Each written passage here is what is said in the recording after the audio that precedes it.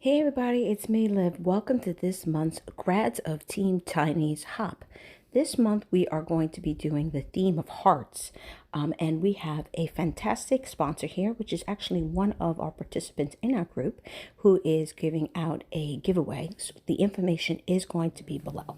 So for this card, I decided first off I was going to emboss these hearts that I have in my stash for a while and use my spellbinders.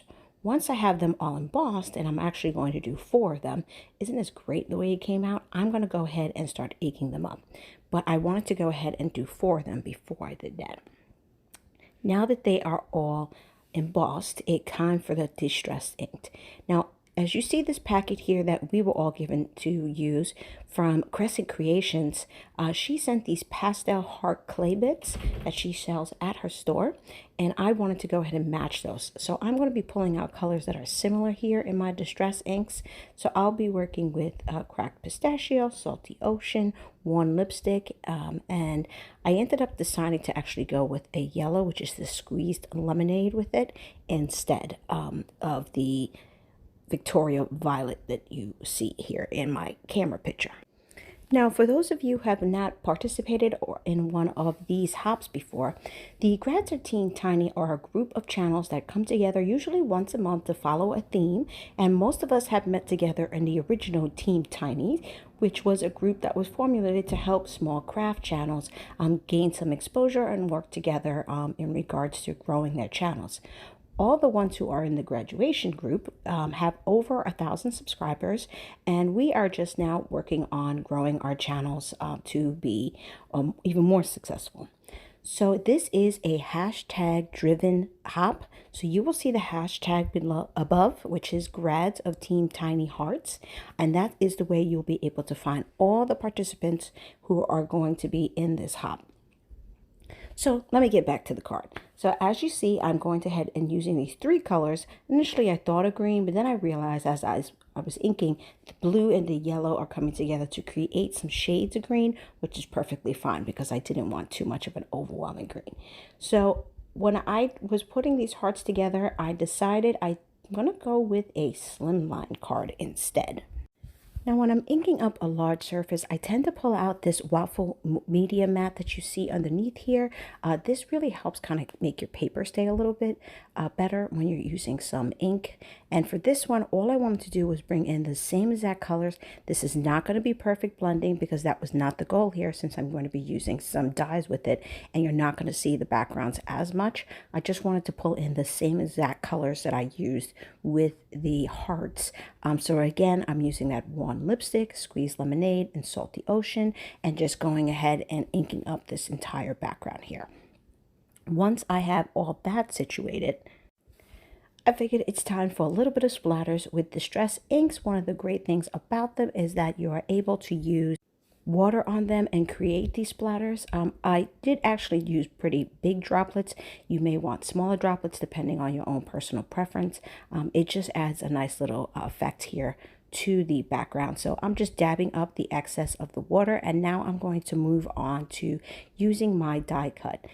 This die cut, I'm not sure which company it is because I'll be honest, I tend to throw all my dies in one bin and I can't really keep track of who's who.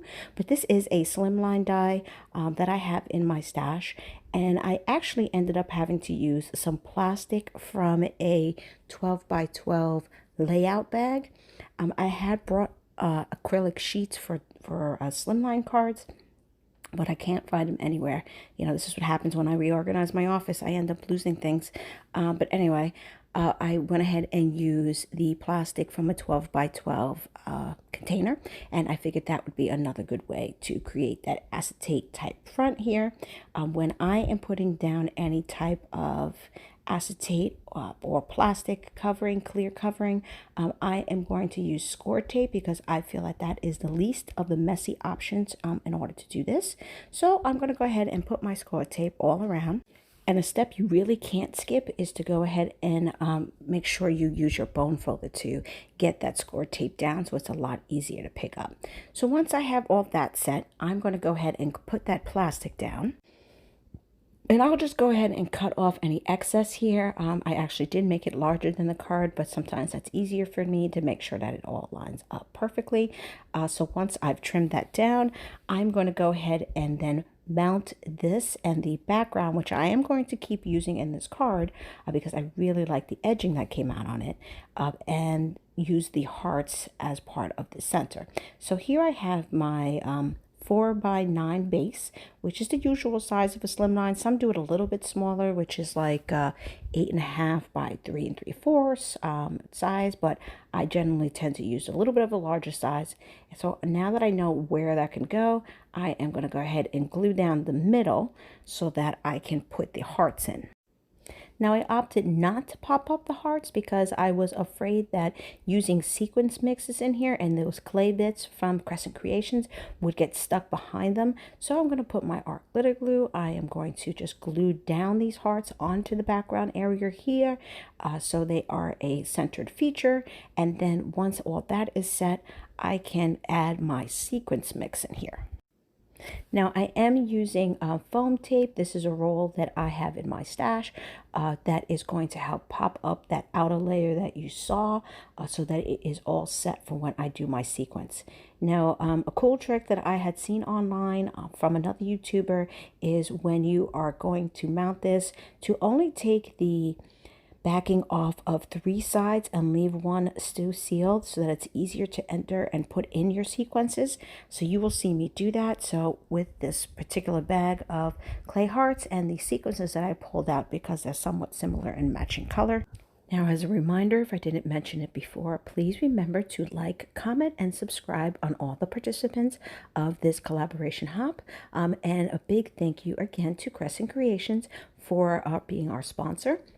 In order to have a chance to actually win part of the giveaway, you need to make sure that you do those following giveaway rules. And that is, I believe, a $10 gift certificate that she's giving for her shop, where she has a great number of awesome embellishments like you see here, these clay bits and different sequences and such, that'll be great for individuals who like to do shaved cards or like to add small embellishments to their pieces. So now my shaker card is pretty much all set. I just love the way these colors came out. I did decide I wanted to add a quick sentiment here. So I went into my sentiment stash and pulled out one that I have. And I'm just adding the inks pretty much directly on there so that it matches with the same color scheme to the above card base that you saw. The sentiment I also decided to pop up onto the front of the plastic here for the card. And now my card is done. Thank you guys so much for hopping along. Please be sure to check out all the other talented people here in our collab. And I will see everyone soon. Have a great day. Take care, guys. Bye.